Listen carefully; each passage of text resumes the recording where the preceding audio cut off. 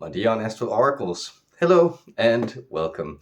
Thank you for being here. It's good to be with you. Choosing timelines.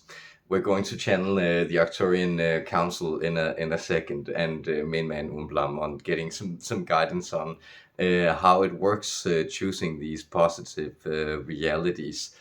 I assume if you're watching this, you are fairly familiar with all these um, sort of new age insights that have been coming in since the Second World War or whenever, but the idea that there is kind of a major upheaval or energetic shift, a worldwide shift, awakening, what we call it, ascension going on the planet, and there has been a portal, a kind of pivot point around 2020, and this portal is closing at the moment.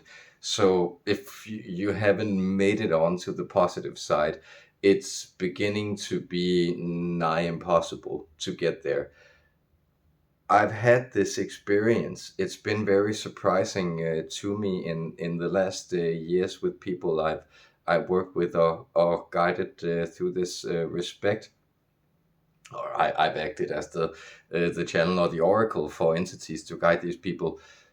If people refuse to take in the information, the warnings, uh, the appeals that are directed at them, often what will happen is that Michael will come forward at some point in the work, and he'll be pretty square with people. He'll take it to a level where he will be fairly rough with them. And he'll do so simply to get people to confront and face their misery, because that's what he's drawing out, and that's what they're running from. And of course, Michael is the angel that descends into hell and then brings out the souls and retrieves them to heaven. But you usually only get the one chance. So if you're sitting in hell and he's making you perfectly aware of that fact, that now is the moment that you need to choose to go with me into this bright reality that we've been outlining and that you purported that you want to go.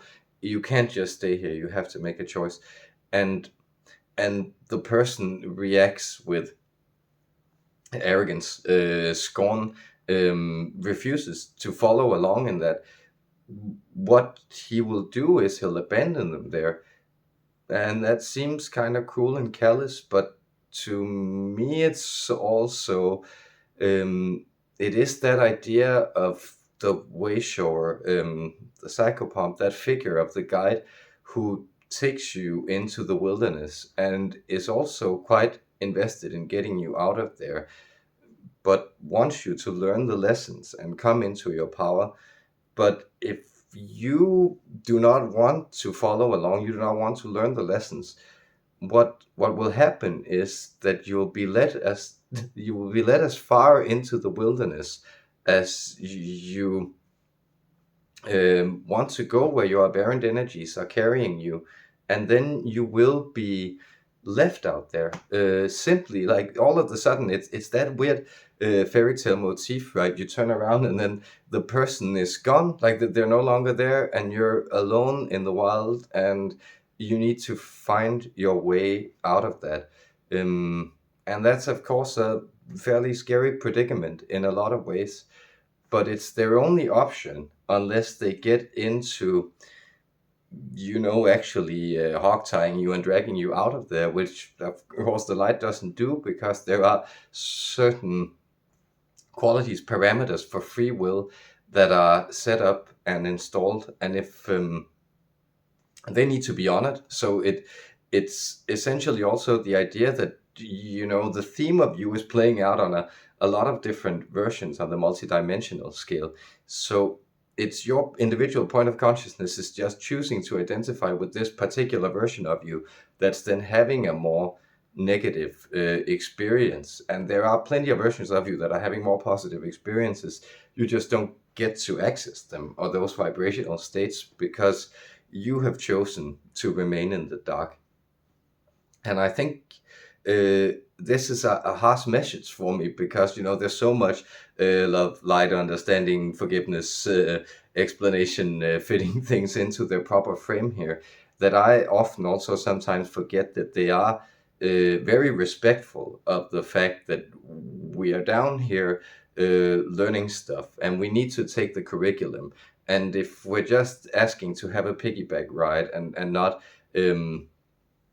learn the things and grow into our responsibility, and come into our own, but we're hoping that an angel, or Lady Luck, or Destiny, or some aliens, or the government, or whoever will kind of come and fix your problems, then like that's never ever ever going to happen.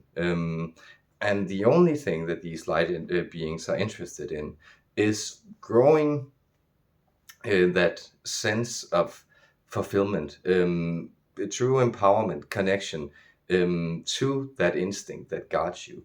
And that is kind of lighting the beacon of the soul somehow, and then seeing how that grows and leads you out of the dark. That's what they're interested in. That they're not gonna carry you, but they are going to lead you, provided that you want to follow. And that's a choice. But the choice we make, it's hardly ever completely conscious, because of course what keeps us in darkness is essentially ignorance. In Sanskrit it's avidya. It's this kind of blindness, or lack of sight, that well bars us from seeing the outs. And there's a cruelty to that somehow, that the only thing that ever punishes us is our own ignorance, and the only thing that ever saves us is our understanding. So let's try to get some of the higher vibrational beings. And the reason I want to connect to the Arcturians is that I feel so safe with them, and they're of course very good with all this timeline choosing, and picking a bright vibration, and everything. So it's just in delicate situations and topics, it can often be very hard to connect to somebody that you feel a strong resonance and love with. And I really feel that way about the Arcturians. So I hope it will serve you, and I hope you feel connected to a type of progress. It's not necessarily that things are looking very positive, but it is a sense that you are feeling like there is a beacon of light, there is purpose shining in on your life, and that is drawing you forward in your process. Much love to you out there.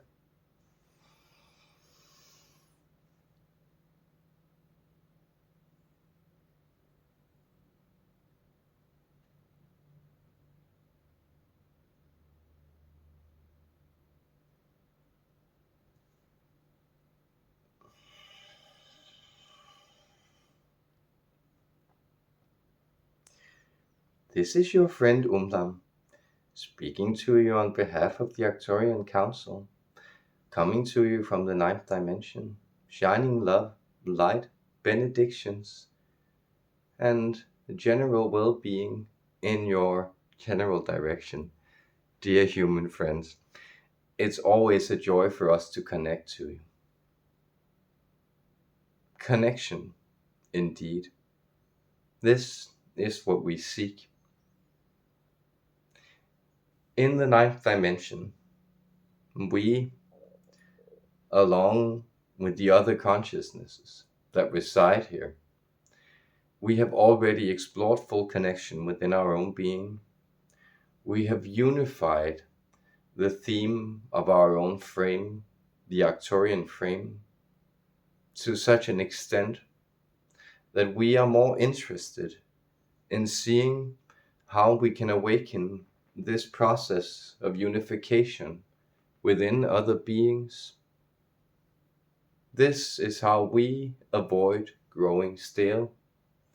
We reach out into different spaces, and we seek to learn by the still differentiated, still separate, still disconnected spaces. We seek to learn from how these differences and imbalances can be brought into higher harmonies.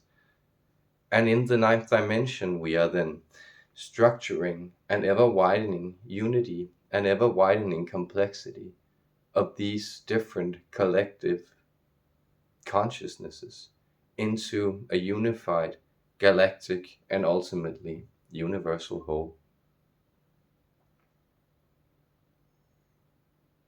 The whole. Isn't it wonderful as we use these poetic vibrations that you call language? Isn't it wonderful that the whole within you opens up to the whole that surrounds you? We are adding and removing a W here. There is a type of cavity. There is a type of vacuum, something sealed, the whole, HOLE, within you, that draws in experience, that feels unfulfilled, that wants to connect through its sense of emptiness. There it seeks to add its W. It seeks to become WHOLE. It seeks to become unified, the empty balanced out with the fullness allowed to surround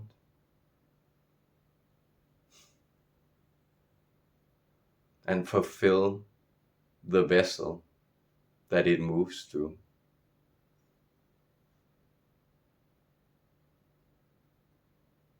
This is a deep law of flow in energy.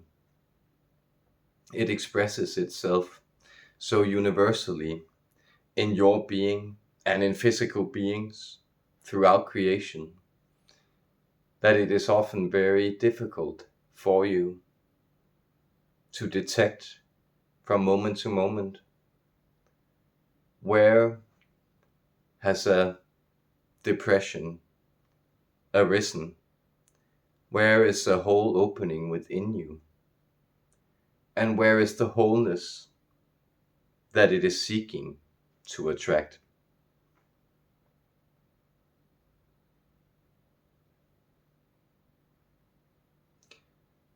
As you become better at detecting this, you experience, or rather you register, a lot of what you call synchronicity. Synchronicity is the momentary detection of the wider, meaningful patterning that surrounds your experience. It is always present. It is always there. But you often do not see it.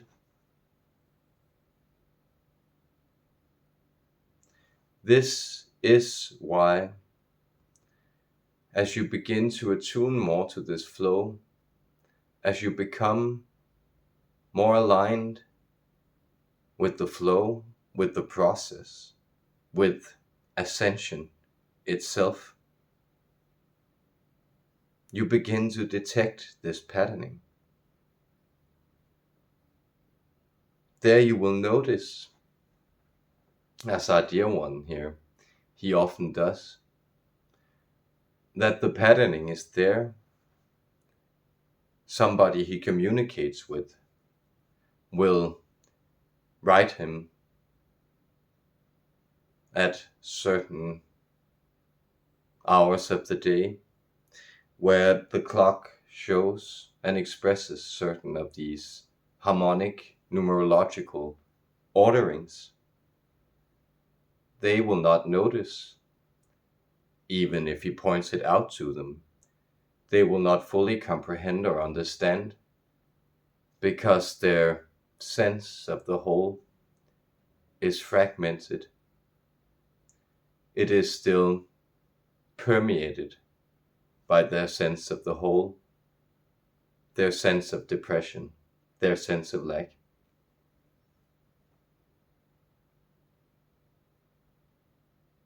So the more you take heed and register this patterning of meaning,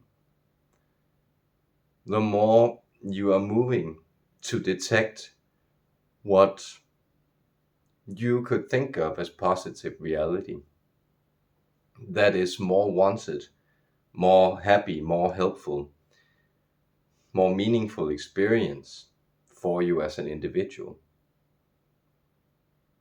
And you are moving away from this identification of the lack, of the wholeness, of the hollowness that seeks out the whole.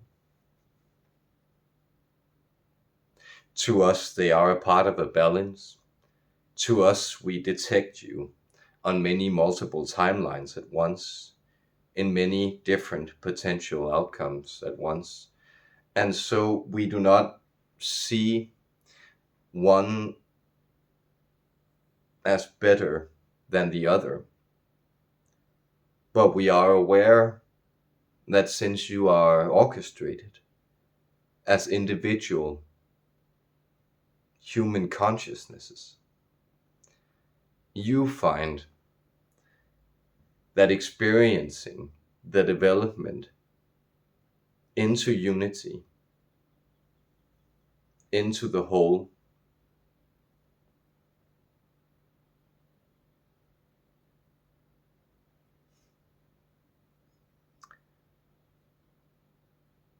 that is more preferable for you than being identified with the shifting states of lack, with the shifting states of unfulfillment that give rise to this positive prayer, this attraction to the positive.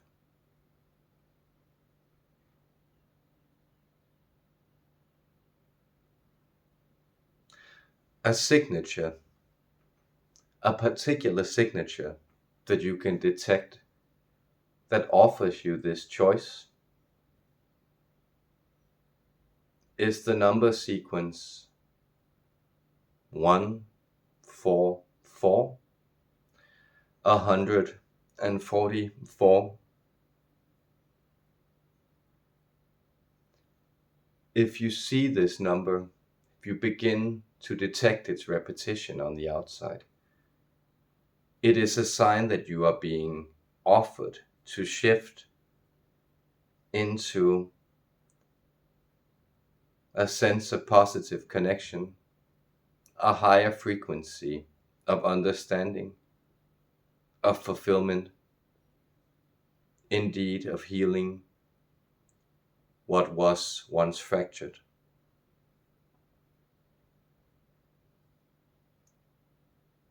Therefore, you have also produced many speculations, many interesting guessworks on what this number may signify. The 12 times 12, the sense of the elect.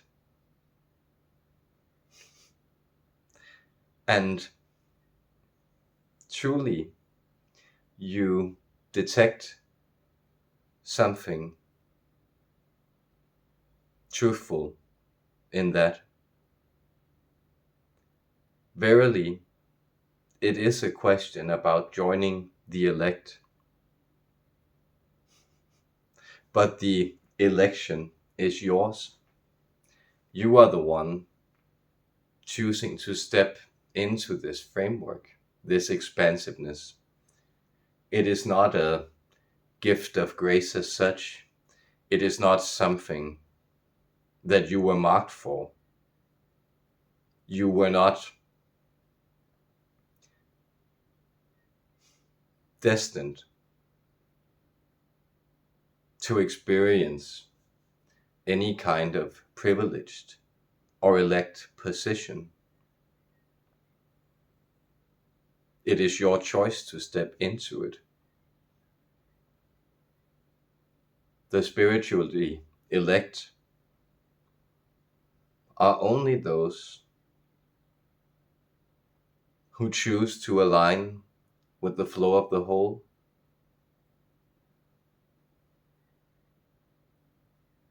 The flow of the whole, also sometimes being known as divine will, providence, or the alignment with the higher self.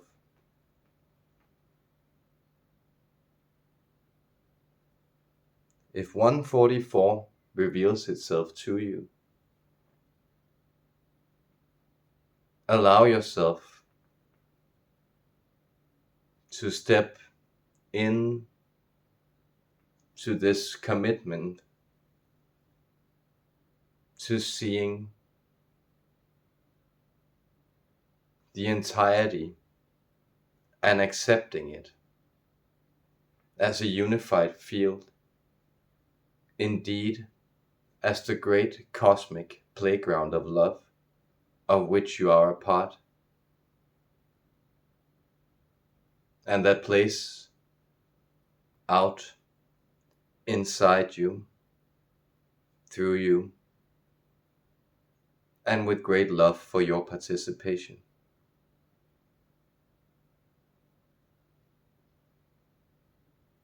Know that these proportions are repeated many times over in many different spaces and locations in the universe. That the numerology that we worked with, the sacred alignment with proportions, was not much different from the sacred proportions that reveal themselves to you as you adjust to the wholeness of your full and fulfilled being.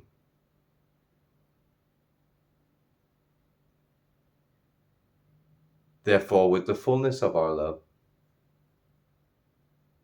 we, the Arcturian Council in the 9th dimension,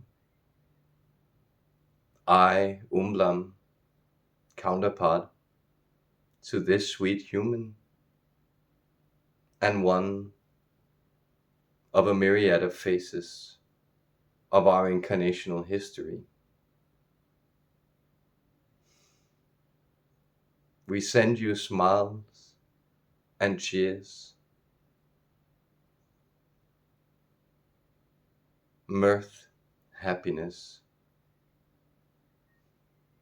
goodwill, and love this day and always.